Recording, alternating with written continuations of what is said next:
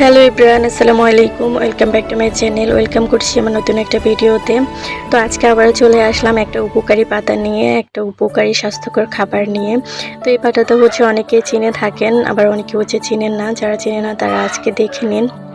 এই পাতাটা খেতেও অনেক সুস্বাদু এবং আমাদের শরীরের জন্য অনেক উপকারী। তো আজকে এই পাতাটা রান্না করে দেখাবো। এত বেশি সুস্বাদু হয় খেতে। তো এখানে আজকে আমি ডাল দিয়ে আর মাছ দিয়ে রান্না করব। মাছটা পরিমাণে কম দিয়েছি, ডাল দিয়ে যেহেতু রান্না করতেছি তাহলে মাছের পরিমাণটা কম। তো চলুন রেসিপিটা দেখতে দেখতে এই পাতার উপকারী সম্পর্কে আমরা কিছু জেনে নিই। শুধু এই পাতার মধ্যে আল্লাহ তাআলা কত বেশি উপকারিতা রেখেছেন। থানকুনি পাতার অনেক স্বাস্থ্যকর উপকারিতা রয়েছে, যেমন এটি রোগ প্রতিরোধ ক্ষমতা বাড়ায়, ত্বকের সমস্যা নিরাময় করে, হজম শক্তি উন্নত করে এবং স্মৃতিশক্তি ও মনোযোগ বাড়াতে সাহায্য করে। এটি মানসিক চাপ কমায়, ঘুমের সমস্যা দূর করে, সর্দি ও কাশি উপশম করে এবং মুখের ঘা সারাতেও কার্যকর। রোগ প্রতিরোধ ক্ষমতা বৃদ্ধি করে। এতে থাকা ভিটামিন সি শরীরের রোগ প্রতিরোধ ক্ষমতা বাড়াতে সাহায্য করে। হজম শক্তি ও পেটের রোগ, পেটের নানা সমস্যা যেমন আমাশয় নিরাময়ে থানকুনি পাতার ব্যবহার খুব প্রচলিত। এটি হজম শক্তি বৃদ্ধি করে। স্মৃতিশক্তি ও মানসিক স্বাস্থ্যে এটি অনেক বেশি উপকার করে। এটি মস্তিষ্কের ক্ষমতা বাড়াতে সাহায্য করে, স্মৃতিশক্তি বৃদ্ধিতে সাহায্য করে, এটি মানসিক চাপ কমাতেও সাহায্য করে। ঘুমের সমস্যা, যাদের ঘুমের সমস্যা আছে তারা এটি নিয়মিত খেলে উপকার পেতে পারেন, কারণ এতে ঘুমের সমস্যাটাও দূর হয়ে যায়। তো আপনাদের সাথে উপকারিতাগুলো শেয়ার করতে করতে দেখেন আমার রান্নাটাও কিন্তু হয়ে যাচ্ছে। এখানে সব রকমের মশলা আমি দিয়েছি, তো সেটা আর ডিটেলসে বললাম না, আপনারা তো দেখতে পেলেন কী কী মশলা আমি ব্যবহার করেছি। তো ডাল দিয়ে রান্না করলে সাথে একটু আলুও দেবো, এটা সিদ্ধ করে আলু রাখছি, আলু ভর্তা করার জন্য।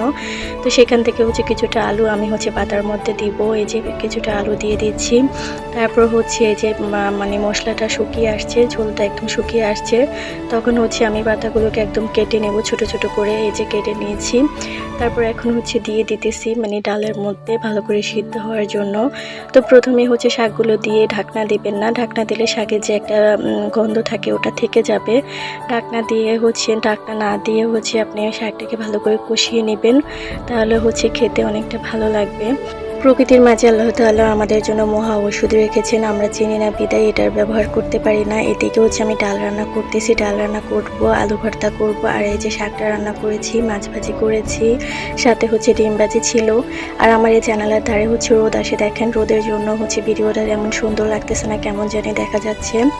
আমি জানি রোদে ভিডিও নাকি ভালো হয়, এখন দেখি রোদে আমার ভিডিওটা আরও খারাপ হয়। এই যে আমার শাক রান্নাটা হয়ে গিয়েছে, এখন আমি বাগার দিয়ে দিব। তো শাক রান্নাতে যদি এইভাবে বাগার দেওয়া হয় তাহলে শাক রান্নার টেস্টটা অনেকটা ভালো হয়।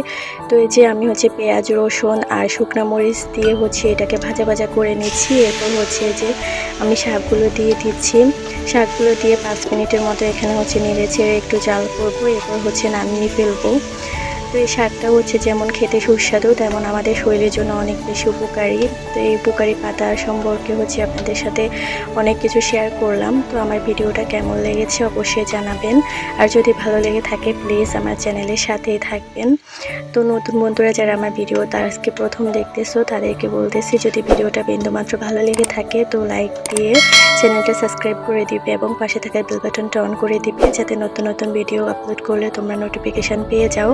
তো এরপর দেখেন যে আমার হয়ে গিয়েছে রান্নাটা, আমি জানালার দরজাটা আটকে দিয়েছি। এই যে এখন একটু ভিডিওটা ভালো আসতেছে। তারপরে যে আমার রান্না শেষ। এরপর আকাশের ভিউটা আপনাদের সাথে শেয়ার করলাম। দুপুরে মিষ্টি রোদে আকাশটা এত বেশি সুন্দর লাগতেছিল। তো আজকে আমার এই ভিডিওটা এ পর্যন্তই। আল্লাহ হাফেজ।